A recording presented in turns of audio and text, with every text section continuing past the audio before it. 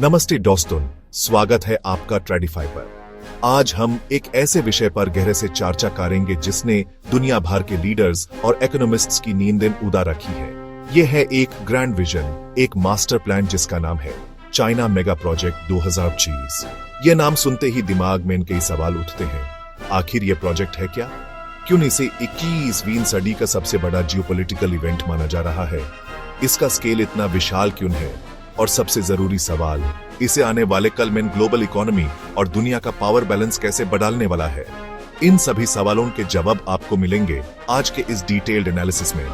China की mega projects बनाने की कहानी कोई नई नहीं है। पिछले कुछ दशकों में चीना ने चाइना स्पीड नाम का एक नया बेंचमार्क सेट कर दिया है। याद कीजिए 3 गॉर्जियस डैम, दुनिया का सबसे बड़ा पावर स्टेशन, या फिर उनका हाई स्पीड रेल नेटवर्क जो 40,000 किलोमीटर से भी ज्यादा लंबा है। दुनिया के बाकी सभी देशों के नेटवर्क्स को मिलाकर भी उसे बढ़ा। बीजिंग से शंघाई तक का सफर सिर्फ 4-5 घंटे में पूरा हो जाता है। उनके बनाए गए विशाल ब्रिजेस जैसे हांगकांग जुहाई मकाओ ब्रिज और दुनिया के सबसे बिजी पोर्ट्स जैसे शंघाई इस बात का सबूत है कि जब बात स्केल और स्पीड की आती है तो चीना का कोई मुकाबला नहीं। ये प्रोजेक्ट्स सिर्फ कंक्रीट और स्टील नहीं बल्कि चाइना के बढ़ते हुए ग्लोबल एम्बिशन का प्रतीक है। लेकिन ये सब पिछले प्रोजेक्ट्स आने वाले तूफान के सामने सिर्फ एक झलक थे। चाइना मेगा प्रोजेक्ट 2025 इन सबसे कई गुना बड़ा और ज्यादा एम्बिशियस है। इसका अनुमानित बजट कई ट्रिलियन डॉलर्स है, जो चाइना के state owned banks, Asian infrastructure investment bank AIIB और ग्लोबल इन्वेस्टर्स से आ रहा है। यह एक मल्टी कंट्री इनिशिएटिव है जो एशिया, अफ्रीका और यूरोप के 100 से ज्यादा देशों को जोड़ेगा। इस प्रोजेक्ट के 3 मुख्य स्तंभ हैं। पहला, डिजिटल सिल्क रोड, जिसके तहत 5G networks, fibre optic cables और डेटा सेंटर्स का जाल बिछाया जा रहा है। दूसरा, ग्रीन एनर्जी कॉरिडोर्स, जिसके अंतर्गत चाइना विशाल सोलर और विंड फार्म से ग्रीन एनर्जी को पाकिस्तान और सेंट्रल एशिया जैसे देशों तक एक्सपोर्ट करेगा। और तीसरा, नेक्स्ट जेन इंफ्रास्ट्रक्चर, जिसमें ऐसी स्मार्ट सिटीज और ऑटोमेटेड पोर्ट्स शामिल हैं जो पूरी तरह से AI और बिग डेटा से कंट्रोल होंगे। यह एक नए ग्लोबल ऑपरेटिंग सिस्टम को बनाने जैसा है, जिसका रिमोट कंट्रोल बीजिंग के पास होगा। यह प्रोजेक्ट चाइना के बेल्ट एंड रोड इनिशिएटिव का अगला और शायद सबसे महत्वपूर्ण चरण है। इसका मकसद ग्लोबल सप्लाई चेन्स के सेंटर ऑफ ग्रेविटी चाइना की तरफ शिफ्ट करना है। जहां पोर्ट्स, रेलवे लाइंस और डिजिटल नेटवर्क्स चाइना कंट्रोल करेगा, तो ग्लोबल ट्रेड के नियम भी वही तय करेगा। अब आते हैं सबसे बड़े सवाल पर, इसका अमेरिका और भारत पर क्या असर पड़ेगा? अमेरिका के लिए यह उसकी ग्लोबल डोमिनेंस के लिए एक सीधा चैलेंज है। यह एक टेक्नोलॉजिकल और आइडियोलॉजिकल लड़ाई है, जहां चाइना अपने टेक्नोलॉजी स्टैंडर्ड्स को फैलाकर अमेरिकन कंपनीज को कमजोर करना चाहता है। कुछ एक्सपर्ट्स तो यह भी मानते हैं कि इसका एक लक्ष्य US डॉलर के प्रभुत्व को कम करना है। भारत के लिए स्थिति और भी जटिल है।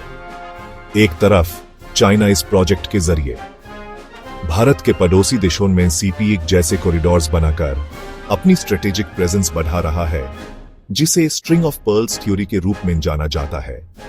यह भारत के लिए एक सुरक्षा चिंता है। दूसरी तरफ बेहतर कनेक्टिविटी के आर्थिक लाभ भी हैं। तो भारत एक दुविधा में है, क्या इस प्रोजेक्ट से जुटकर फायदा उठाए या अपनी सुरक्षा को प्राथमिकता दे? इस विषय पर दुनिया भर के एक्सपर्ट्स दो गुथों में बंटे हुए हैं। एक तरफ कई अर्थशास्त्री इसे गेम चेंजर मानते हैं। उनका कहना है कि यह प्रोजेक्ट विकासशील देशों में जरूरी इंफ्रास्ट्रक्चर लाएगा, जिससे करोड़ों लोग गरीबी से बाहर निकलेंगे और ग्लोबल इकोनॉमी को बूस्ट मिलेगा। लेकिन दूसरी तरफ जियोपॉलिटिकल एनालिस्ट्स इसे लेकर गहरी चिंता व्यक्त कर रहे हैं। उनकी सबसे बड़ी चिंता है डेब्ट ट्रैप डिप्लोमेसी।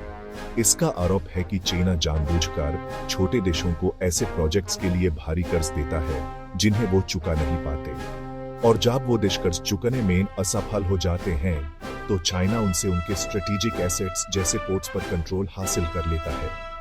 इसका सबसे बड़ा उदाहरण है श्रीलंका का हम्बंतोटा पोर्ट, जिसे 99 साल की लीज पर एक चाइनीज कंपनी को देना पड़ा। इतना विशाल प्रोजेक्ट अपने साथ विशाल चुनौतियां भी लेकर आता है। सबसे पहली चुनौती है फाइनेंशियल सस्टेनेबिलिटी। क्या चाइना इतने बड़े पैमाने पर खर्च हमेशा जारी रख सकता है? दूसरी बड़ी चिंता है पर्यावरण पर इसका असर। इतने बड़े पैमाने पर कंस्ट्रक्शन से वायु की कटाई और कार्बन इमिशंस में वृद्धि हो सकती है। कई एनवायरमेंटल ग्रुप्स ने इसे इकोलॉजिकल डिजास्टर तक कह दिया है। इसके अलावा पार्टनर देशों में सोशल इश्यूज भी हैं। अक्सर यह आरोप लगता है कि प्रोजेक्ट्स में लोगों को रोजगार नहीं मिलता और कॉन्ट्रैक्ट्स में ट्रांसपेरेंसी की कमी होती है। इन सभी आलोचनाओं से निपटने के लिए चाइना पर जबरदस्त अंतर्राष्ट्रीय दबाव है।